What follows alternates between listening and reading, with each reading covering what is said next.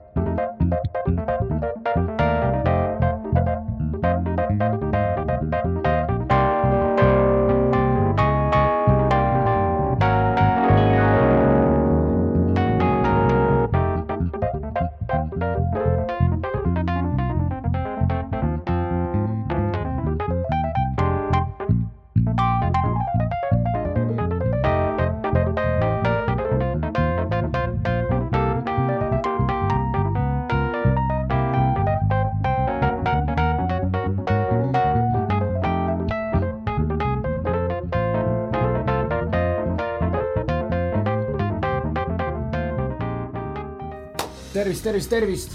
Täna on meil külas klahvimängija Rene Puura. Jõudu! Tšau! Räägi Rene, räägi veits mussist ja räägi ise, kaua sa mänginud oled, kus sa õppisid ja kelle juures ja... Mul nagu ütleme see pillimäng algas 5-aastaselt, kui ma läksin Otsakooli praktikasse klassikalist klaarit õppima. Siis ma läksin edasi Narva Maantu muusikakoolis, õppisin 8 aastat klassikalist klaarit ja kui ma olin ütleme seal mingi 15-16, siis ma läksin Otsakooli, et ütleme sealt hakkas see siuke pop ja džässi ja kõik selline muusika. Seega sa oled nagu muusikaliselt väga haritud muusik. Seega ma eeldan, et muusikaline haridus sinu jaoks on nagu väga oluline. No see oleneb ka inimesest, et palju sul on endal seda fanatismi ja viitsimist uurida, et kindlasti kool on nagu selline koht, kus sulle söödetakse mingeid asju ette ja sa jõuad tulemusteni võrdlemisi kiiremini kui üksi õppides ja üksi avastades. Aga on ka väga palju muusikuid Eestis selliseid, kes ei ole nagu üldse koolis käinud või kes siis on, ütleme niimoodi, et kuskil kuu või 2 Otsakoolis niisama käinud, et kes ei ole nii-öelda paberijahil, aga on ka väga head muusikud. Et see absoluutselt nagu oleneb, mida sa mängid ja kus sa mängid ja mis sorti pillimist sa tood olla. Aga projektidest, bändidest, mis sa natukene, kus sa mängid hetkel? Mul on hetkel põhikohaga olen ma nii-öelda Liis Lemsalu bändis mängin ja meil on nüüd paar aastat töötanud siuke ansambel ka nagu In General, mis on siuke, ütleme, tantsumuusika bänd, peomuss. Sa mängid Liis Lemsalu bändis, et räägi nagu, mis siuke kindel ülesanne ja mis töö pead sina nagu ära tegema, et seal bändis hästi toimida, et kõik oleks nagu sujuv? Võib-olla ütleme nii-öelda, et tavainimene võib-olla ei teadvustagi seda endale, et kui kitarr mängib kitarri asju ja bass mängib bassipartiid ja trummar mängib trummi, siis kõik ülejäänud tilulilud ja torud ja viiulid ja kõik muu selline jääb tihtipeale siis klahvimängija kanda. Et mina pean siis kõik selle ära tegema. Et Liisi-bändis on näiteks, meil on sai stuudios sisse mängitud 3 toruga päris siuksed adekvaatsed torupartiid ja meil bändi koosseisus on ainult üks saksofon. Siis mul tuleb tihtipeale ette, et me dubleerime neid torupartiisid, et see asi kõlaks nagu võimsamalt. Ja tihtipeale on seal viiuli asjad ja nii-öelda stringsid, mõned siuksed süna asjad ja mingid liikuvad asjad, et see kõik jääb minu kanda nii-öelda.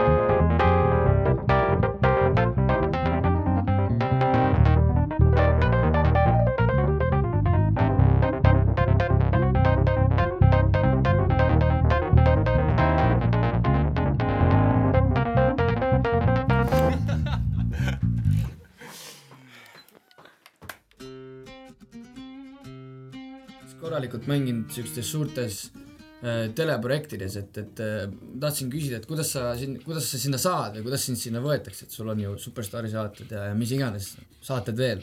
Kui on Pillimehed mängus, siis ma tavaliselt oled sa platsis.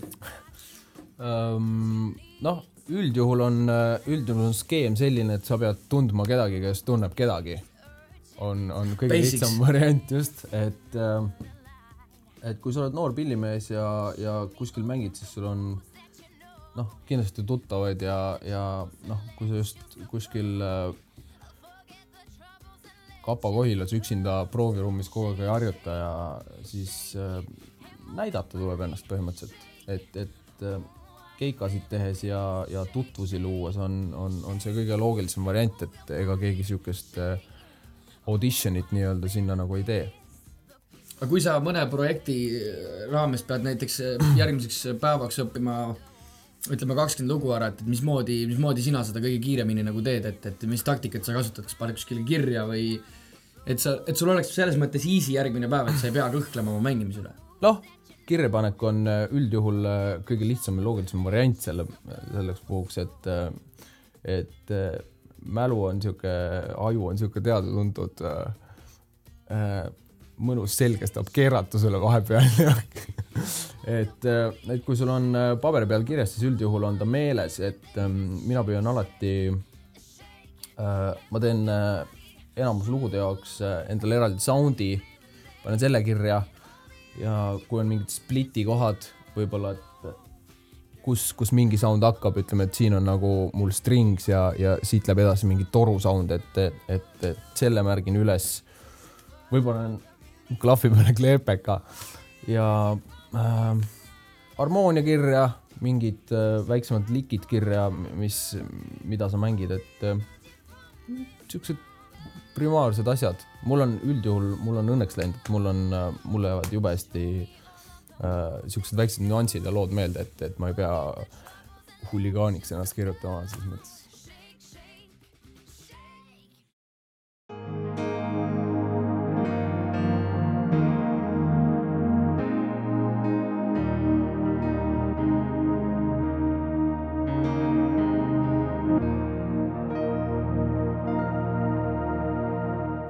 Ma räägiks korraks Nord Stage'ist võib-olla paari sõnaga, et kui me võrdleme seda klahvpilli selle klahvpilliga, siis siin mingit soundi keerata Nord Stage'is on meeletult palju nagu lihtsam kui ütleme Korg M3-s.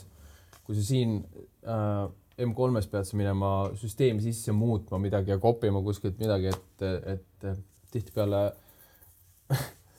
kui mina ostsin selle pilli, siis mul paar päeva kulus sellega, et ma lappasin lihtsalt user manuali ja lugesin ühe kohta ühte ja teise kohta teist, et kuidas siin midagi teha tuleb aga selle pilli puhul on nagu see värk, et kui sa oled varem süntidega natukene kokku puutunud, siis seda nagu natukene sõrmid seda vaadata, mis asi midagi teeb, siis õnneks saab hästi kiiresti pihta kõikidele asjadele. Ühesõnaga, kõik, mida põhimõtteliselt selle pilliga teha saab, on siin peal juba näidatud. Siin on, Nordil on ühesõnaga Hammondi sektsioon on siin, siis on klavpilli sektsioon, siis siin on igasugused ütleme, programmid, mida teha saab, süntesaatori sektsioon, MIDI sektsioon ja viimaks on siis efektid. Et ütleme, kui me paneme siin nagu kõik asjad kinni ja nii-öelda ükski tuli enam ei põle, siis ei tule mitte midagi siit.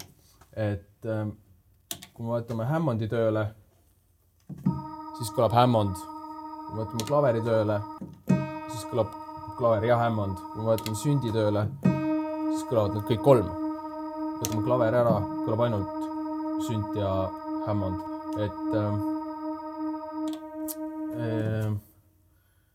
Siin ongi näiteks siuke asi, et kõik seda, mida te näete siin praegu, saab üksteise peale tõsta.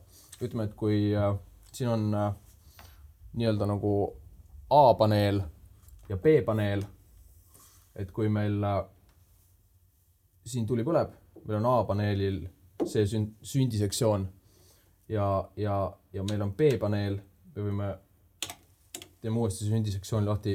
Nüüd on meil juba 2 sünti. Et üks on siuke, teine on siuke. Ja pannes need hästi lihtsalt kokku, mitte midagi nagu jamades, vajutades neid mõlemad korraga on meil need mõlemad koos ja me saame säärase soundi, mida saab omakorda jälle hästi lihtsalt muuta. Ütleme, et kui meil on klaveri sound, võtsime siit mingi sellise Rhodesi tüüpi, nii, veel ei jäänud klaver.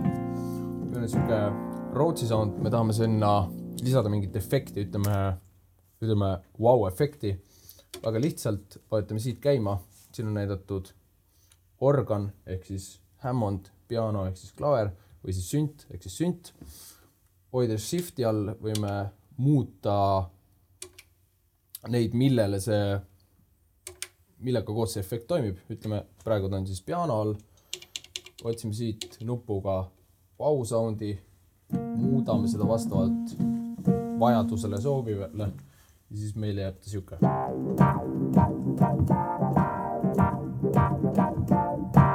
Et selles mõttes minu jaoks on Nord nagu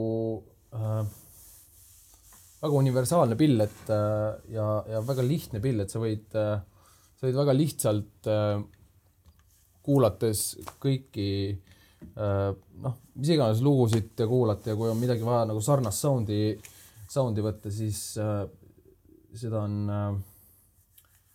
lihtne järgi teha. Võib-olla sündisektsioon on ainuke siuke, millega peab natukene harjuma, et mis nupp täpselt mida teeb ja millal see algab ja millal ta midagi nii-öelda ära lõikab, nagu süntide puhul on kohane. Aga ütleme, need kasutajad, kes kasutavad siukseid primitiivseid asju nagu Hammond ja klaver, siis ma arvan, et see on kulda väärt instrument.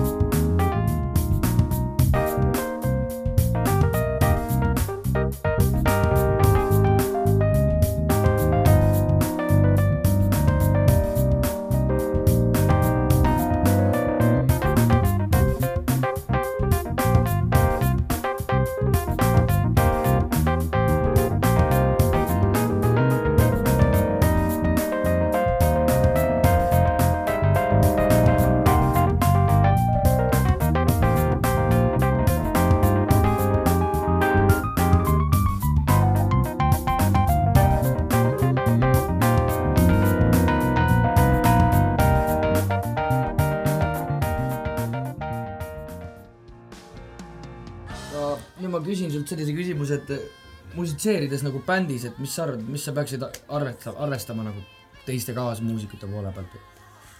Ma arvan, et üks siuke põhilisem asi, mida inimesed võib-olla kipuvad unustama või kes ei ole teadlikult sellest, on teiste muusikutega arvestamine, et üks võtmesõna on siuke, et kõrvad lahti, et kuula, mis teine teeb, et ma olen ka käinud kontserditel ja palju siin ja kui sa mingid siukseid nooremaid bände nagu vaatad, et kõik kipuvad nagu esinema ja kui sul üks esineb ja teine esineb ja kolmas juba kõik panevad täie öelda, siis ta läheb nii-öelda mäsuks ära natukene. Aga suur tänu, Rene, et sa viitsisid tulla. Aitäh, et sa kutsusid. Was a pleasure. Great.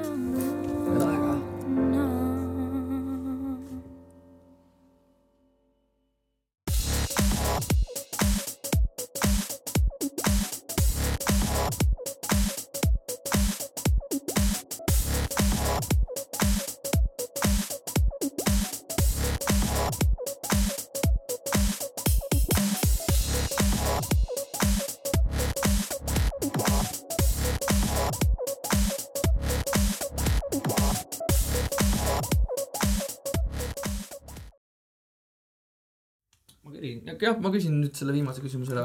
Kõik panevad täie Ta jälle täie